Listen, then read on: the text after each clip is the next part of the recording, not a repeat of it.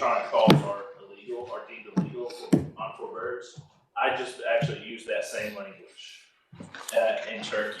And I did in turkey bow and shotgun. So that language has been added as well. They're printing off a copy for me, but I can show everybody how that language was added. What about crossbow? It is defined as a bow. It's a legal means to take under bow. Okay. One thing I want to say on the migratory birds, I know, we passed this today that, there'll be a lot of questions, and especially, that to utilize their tribal membership as their hunting license. But you still will need to buy a federal duck stamp. I saw that here. So I don't want our tribal members to say, hey, all we have to do is show our tribal membership and we can go shoot ducks. You still have to purchase a federal duck stamp to hunt ducks. I know we're up on duck season.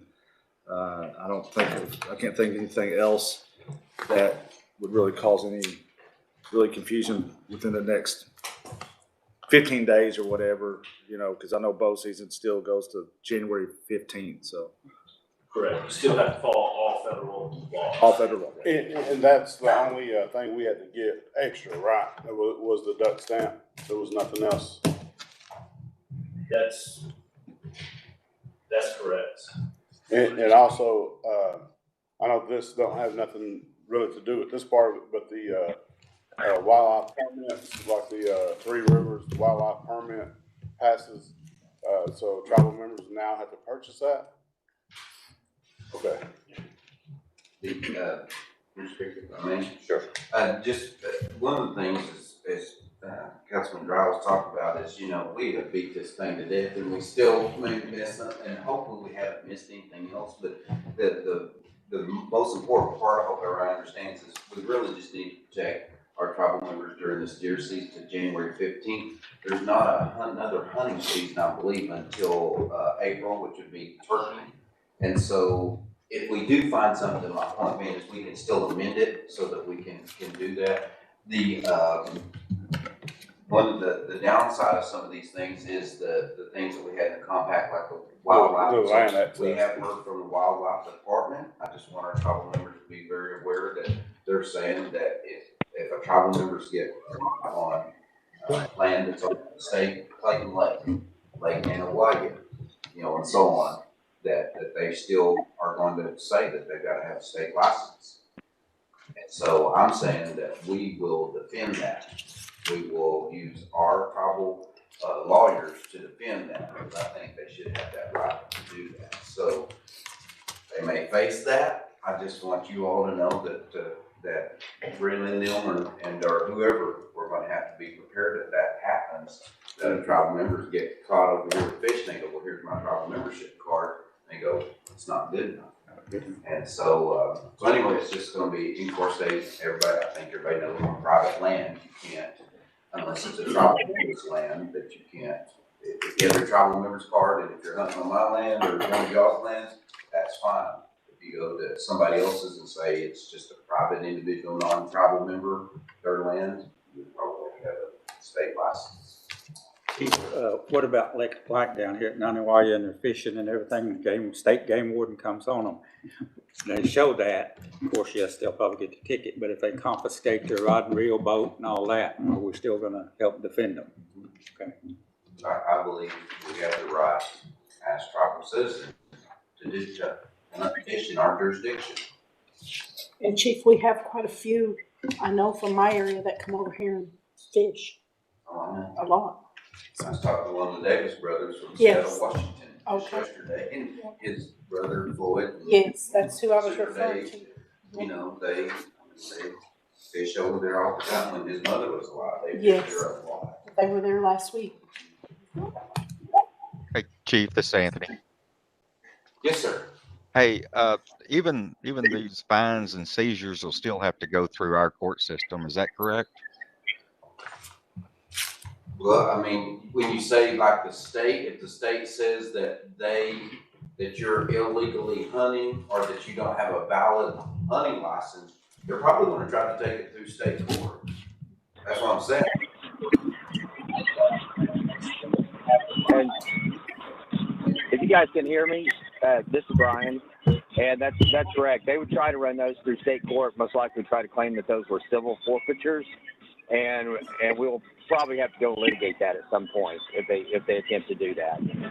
We would argue that those are still quasi-criminal, and as such would still fall under McGirt, and that they would lack jurisdiction. But that's something I would imagine, dealing with the governor that we're dealing with, that we'll probably get a chance to litigate somewhere down the road, if not our tribe, then one of the others. But that's why we want to make sure if members receive any type of citation from the state, if they will call us, and then we'll try to figure out the best course of action for that. So, Brian, okay, thank you, Brian, because it's a little squeaky, but I think we heard you basically saying to give you a call, because that's probably going to be litigated at some point in time. So I'd encourage you all to give the toll-free number and to our legal department if somebody by chance has that situation. I think. Yes, Mr. Speaker, if any of you have any tribal members that they get a citation from the state, if you'll just ask them to email or call us, and we'll certainly try to assist them in getting that matter taken care of. And like I said, we're anticipating more litigation with the state, and so we'll just, we'll keep fighting the governor as long as he wants to fight it. Chief, are we gonna send out I know after today, like a frequently asked question that our tribal members can go to and all that? Yes, sir. And I don't know, John and them already, Brian Daker may know, but I know we had they had frequently asked questions, where you could hunt, how often you could hunt, what does it, all of those things we were going to be able to send that out. I thought we had sent you out a first version, but then I think there's still other questions that kind of came up that I think they added to it, but they're going to post on the website, and we'll make sure that John gets it out to you all and try to get it out as much as possible.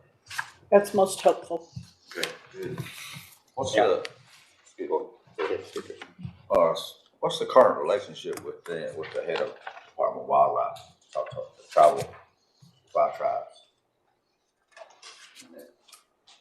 With the director, I think it's pretty good, Mr. Speaker. I think the relationship has been good, but I also think he has responsibility to the state. I mean, I think he wants to keep that relationship with all the tribes.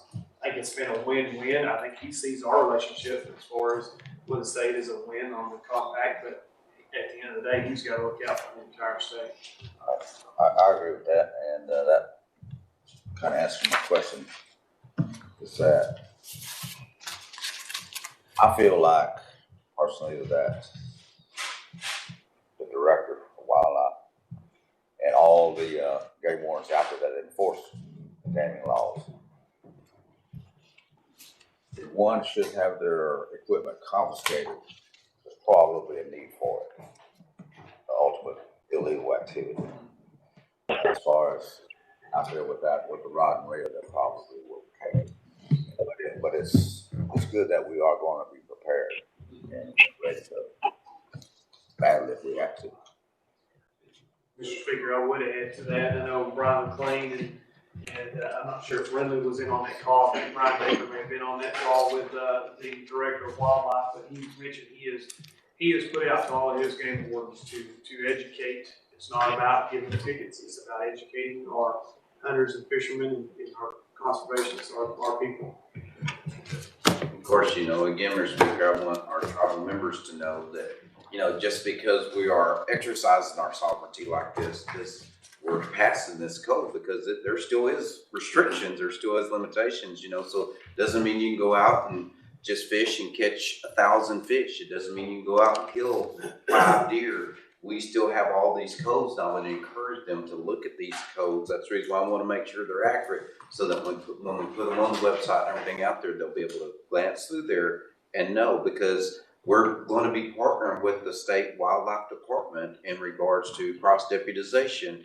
Because if they see a tribal member or whoever, if they see somebody out there that's killed a deer illegally, they're going to probably pursue that. The same thing as we grow our wildlife department and our game wardens and so on, we're going to be doing the same thing. Indian or not, if they're violating the state or if they're violating the tribal codes, they're going to have to be very familiar with those, which basically, as you all know right now, they pretty well mimic those of the state.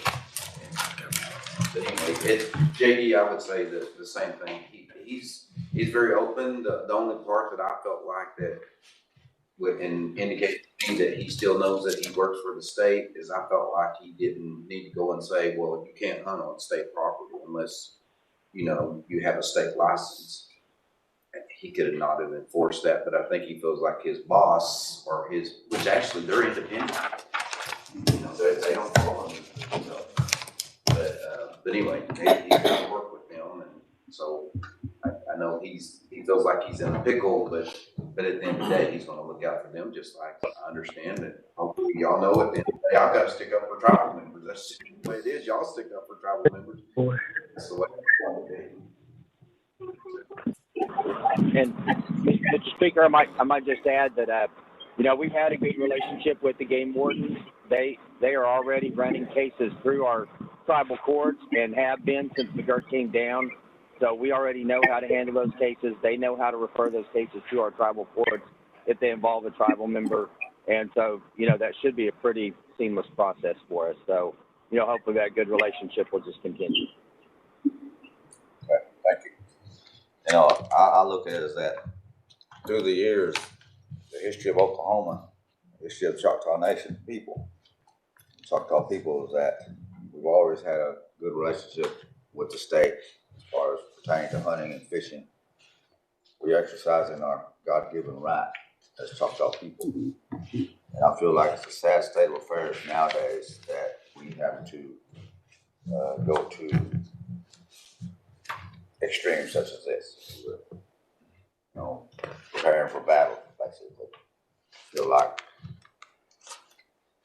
this is a day in history where we have to discuss an issue such as this, but I feel like it shouldn't have to be. It's not our part, but it's all of us, Choctaw leaders, protecting the rights of our people. And I commend the law, the legal division, and our attorneys that, you know, drew this up and hashed it out, read it, studied. And we'll do what we have to do. And Mr. Speaker, I don't know if y'all saw my article with the Daily Oklahoman, but it is sad that we have a governor of the state of Oklahoma, a Choctaw word, that this does not recognize sovereign nations as tribes, as we are. And it's forcing us, we've always been about community. You all know, since we give to the people of Ireland, to us, our code talkers helping out our country in the World War. I mean, and yet this governor is sitting there saying that we don't have the right to do what we have to. And it makes us look, my concern is I hope people understand that we're not doing it just for Choctaw people. We've always been about the greater good. That's the reason why we give to every school district, every fire department, you know, all those types of things. Y'all know that story.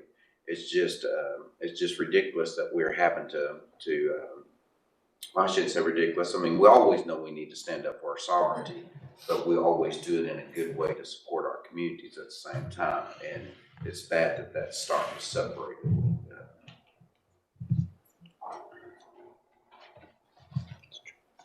bit. Well, I think if we continue doing the good fight, well, a lot more people will be seeing that. I think so too. I think a lot of people do see that. They do. They already see that. Do you want me to read the purpose, or somebody read the purpose of this bill, or? Any further questions? I have one more question before we do that. Are we having any conversations with Weyerhaeuser or the timber companies about getting into that agreement that they're in with the state now, and us doing Three Rivers and that land like that? Because I mean, it's all here. It's all within our boundaries. Why wouldn't we do that instead of the state? And that would eliminate this problem of everyone having to go buy a permit to go fishing on Little River or whatever. I mean, I think this has, You know, it's always been a thought, but I think this has pushed, I'm just referring to me, pushed me to say, Washita National Forest, that's ours. We should I give agree. every piece of property, even the Clayton Lake, all of those things, any federal property that's in our area should be ours. Joy and I was having this conversation the other day. I think we should go after every bit of it. And to me, I think we can be better stewards of it. And I think we can even still help our communities better and provide them a great opportunity and experience in all of those areas, whether it's fishing or hunting or recreation, whatever it may be. And the Three Rivers thing is just an agreement between the state of Oklahoma and those timber companies for them to manage basically the wildlife and allow them to continue to. My issue is, how did the state get it? How did the state even get it to have an agreement with them? Somewhere the federal government either allowed them the authority, which then we are the same, they are our trustee, then we should have the right before the state has the right to those properties. Right. And that's just my way of thinking. I'm not Brian Danker and all them will have to do that, but I know Brian McLean and them, that's part of their legislative agenda for this coming year, is to see how we can make that happen. So it's not gonna happen probably this year, this coming year, but maybe in the future, or look at it. I always say when you go to the federal government, I know Jack and I met with the Corps of Engineers 4 years ago. 4 years ago, and trying to begin this process. Of course, administrations was not that conducive to that at the time. That's the reason why I'm pushing it now. And politics aside, I mean, this president would probably be more open to us potentially doing something like that. So.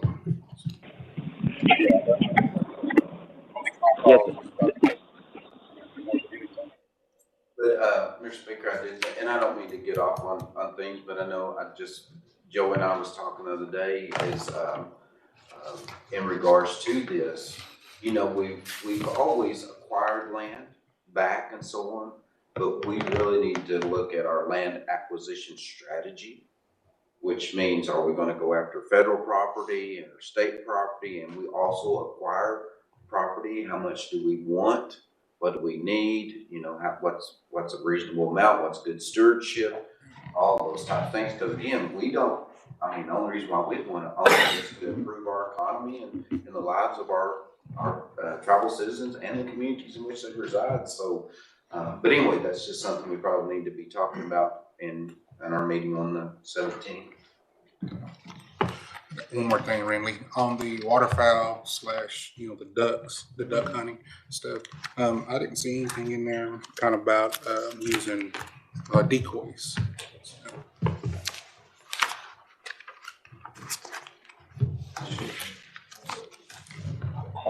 I think it's migratory bird hunting, birdie and thirty. Yeah.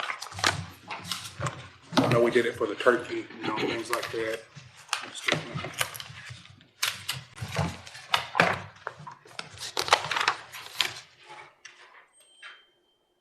That would be under C. Well, is that, yeah. And what it says, live decoys are deemed illegal, and I was just saying, do we have wording in there for just decoys are permitted? Oh, I see what you're saying. Yeah. To make it explicit that decoys are permitted. Yes, just because we use it for turkey, we use decoys like for turkey, then your decoys set on the water, out there. Sure. Mr. Speaker out there. That's for the crow, that's on down.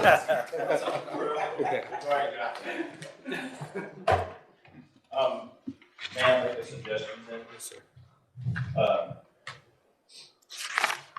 We would do that under C, we would have a new D and push everything down.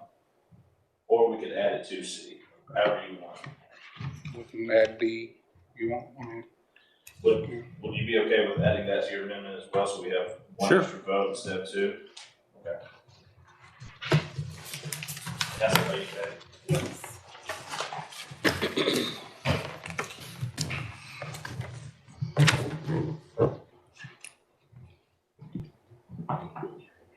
So, Mr. Speaker and Council, so just make sure I understand, so the motion is to adopt this council bill submitted with the amendments, if they're approved, for no dogs, running deer, make sure decoys are allowed, is that Mhm. correct, and then what was it? No electronic calls for And- turkey hunting. and no electronic calls for turkey hunting. And for the minutes, I was gonna just read them real quick. Okay. Would that be okay? Okay, so the amendment proposed by Councilmember Bohannon is starting on page 14. Under section 16, the language to be added will be electronically amplified imitations of bird calls shall be deemed illegal.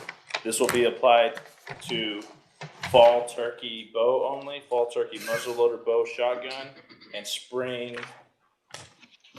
Am I missing spring? Oh, spring bow shotgun. That language has been added to all three subsections as Friendly? well. Friendly? Yes. Should we add migratory birds right in there with that same lump? Because it's illegal to use electronic calls for them as well. Yeah.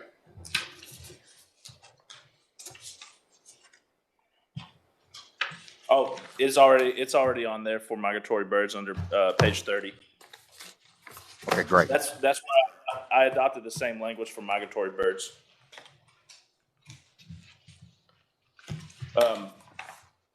The second amendment will be, or the second part of this amendment will also include new language that says that pursuing deer with dogs is prohibited. This is on page, starting on page 16, and it's applied to all three seasons. It's going to be applied to bow, muzzleloader bow, and rifle muzzleloader bow, so that the use of dogs is to pursue deer is prohibited. The final amendment is going to be under section 26. That's going to be on page 31, and on that will be under AC. Live decoys are deemed illegal is what it currently says. We're going to add the language after it. Decoys are deemed legal. Add it to the same subsection. We could make it a separate subsection if we want. And let me double check.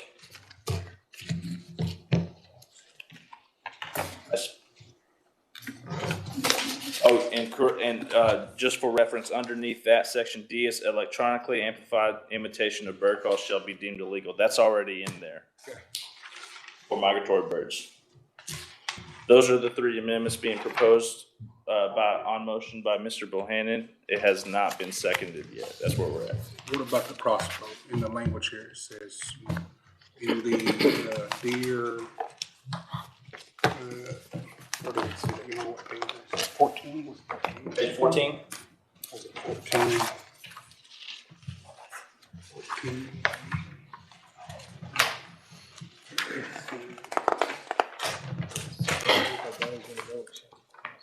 Oh, sorry, it would be page 16.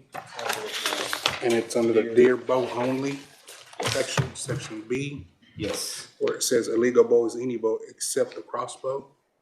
When I read that, that means we can't use the crossbow. So the language, when we look at the language on that.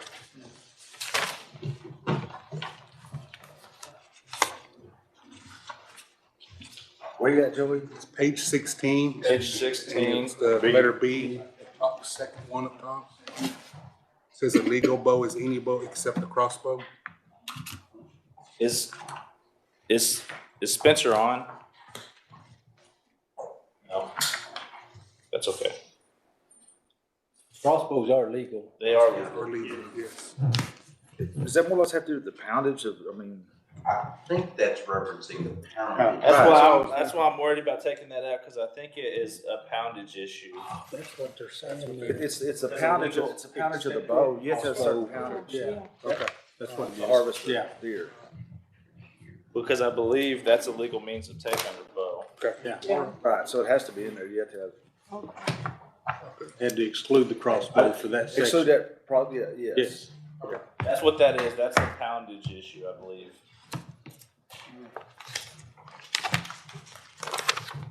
Can we just make that clear on there, or, you know, about the poundage or something like that on there? Yeah. Where? 40 pounds or more. Because you can use a crossbow that has that. Let me see my laptop. I think you're right. I think, you know, we were talking that the legal now is they moved it down to 65 pounds. Right. Crossbow.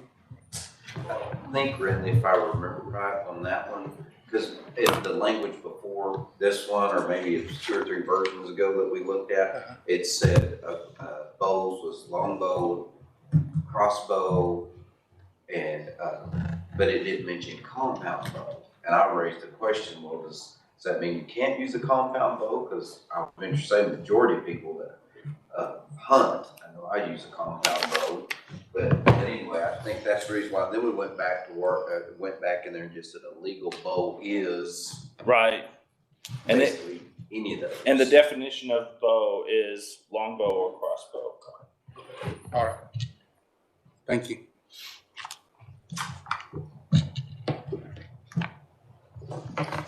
And again, Mr. Speaker, just want to make sure that I'm not saying that we just need to pass it. We want to be as clear as possible. But if for some reason, I mean, like I said, I know legal, us, we even had a game warden to look at it. And so if we by chance miss something, there's nothing that says we can't amend it next month to just to get it clear and get it solid and so on. Because again, hopefully we're not affecting anybody's hunting season. I think we definitely will have our deer hunters covered to the 15th. And after that, we don't have anything to really worry about until turkey. And I think turkey's good. Yeah. It's just any other thing else that we might be missing. I talked to Assistant Chief Dan Renly, and I think, you know, moving forward too, I mean, this is important to get this done now, so our members are gonna be legal to hunt and everything, but, you know, moving forward, I mean, and I know we wanna do it different than the state, but I mean, I've had phone calls from tribal members in my district that are big avid hunters that wanna have input and stuff, and I think it's important for us to listen. You know, we all do. You know, want to protect, you know, the wildlife, but there's other things maybe that we can do better than what the state's done and give more opportunities to our tribal members by, you know, addressing, you know, different issues or whatever it is, or seasons or whatever that is in the future. Well, and James, in regards to that, I even had a Kay Herring that Facebooked me that she does not believe in the bear hunt, that there's something that controls the bear population just by the way that they live, and they have tendency to get rid of their own, if you will. So there's no need to control the bear population; it will control itself.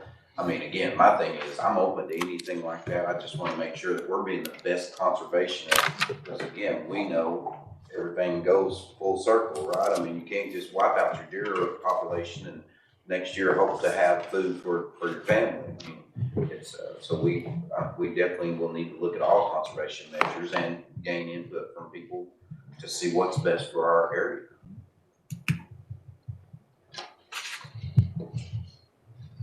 Further questions, comments?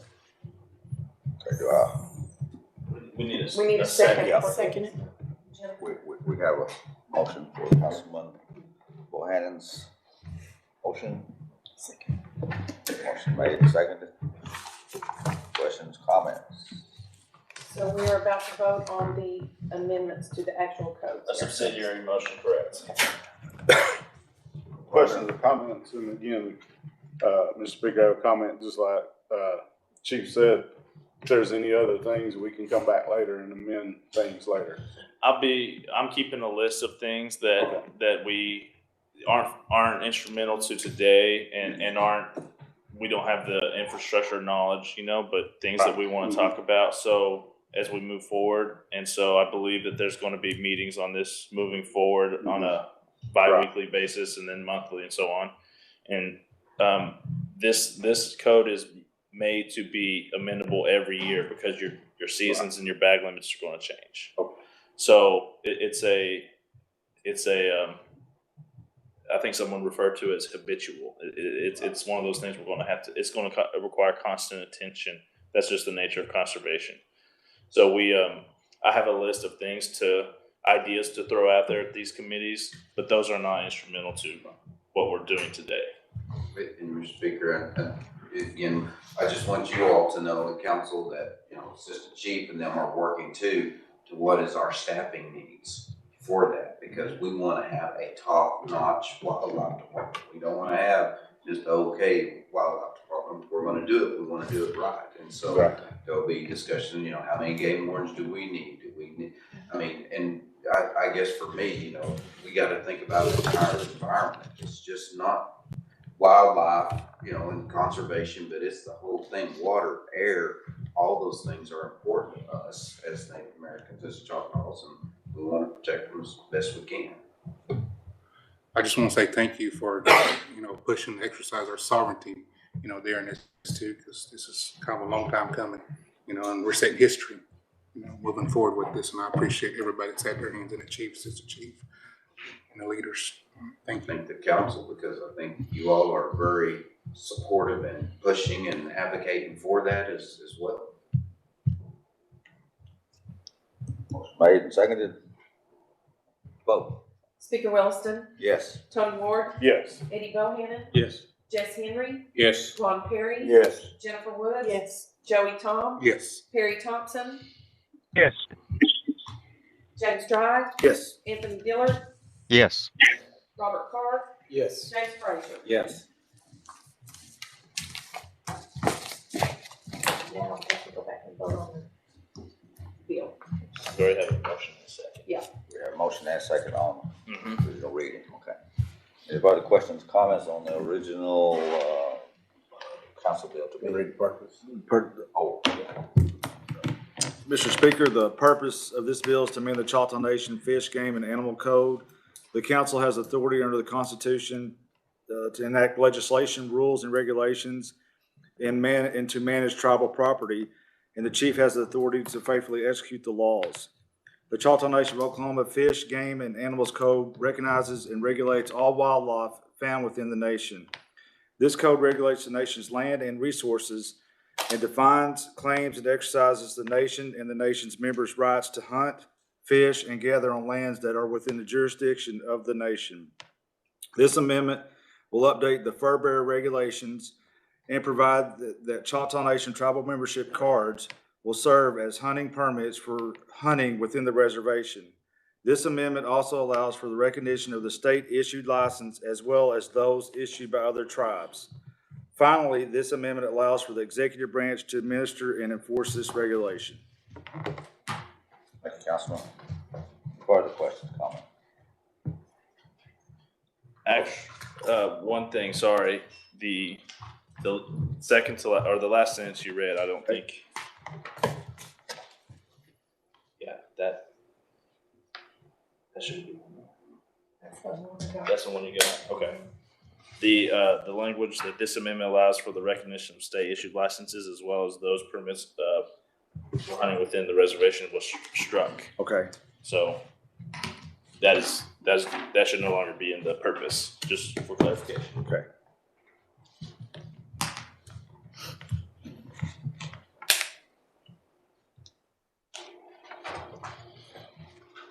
Motion made and seconded. Questions, further questions, comments? Further comment, Mr. Speaker, again, I think this is really, like Joey said, talk about our leaders pushing our sovereignty, and just this is really pretty much real historic. We're able to do this, and really great to see us doing this. Thank you, Councilman. Further questions, comments? Speaker Williston, Yes. Tony Ward, Yes. Eddie Bohannon, Yes. Jess Henry, Yes. Ron Perry, Yes. Jennifer Woods, Yes. Joey Tom, Yes. Perry Thompson, Perry Thompson, Yes. James Dry, Yes. Anthony Dillard, Yes. Robert Carr, Yes. James Frazier. Yes. We know Perry likes to hunt, chief. He's certainly gonna say yes. Do we have any other? Yeah, it's been great to have. Okay, other new business. The old business. Here, motion for adjournment. Make a motion to adjourn. Motion made, seconded. Vote. Speaker Williston, Yes. Tony Ward, Yes. Eddie Bohannon. Yes. Jess Henry, Yes. Ron Perry, Yes. Jennifer Woods, Yes. Joey Tom, Yes. Harry Thompson. Yeah. James Dry, Yes. Anthony Diller, Yes. Robert Carr, Yes. James Frazier. Yes. Okay, let's stand for closing prayer. Father, we thank you for this time. We thank you for this business, Lord, and we just lift up our chief, our assistant chief, our council, our legal teams, Lord, our people that we serve every day. Father, just guide us as this year, Lord, as it comes to a new year, new beginnings. Father, give us strength and guidance as we do your work. Mostly, Father, that we just serve you and that we take care of our people, Father. What a privilege it is to have these positions to serve our people. Give us strength and guidance. In Jesus' name we pray. Amen. Amen. Chief, can we get a picture? All council and you and the assistant chief.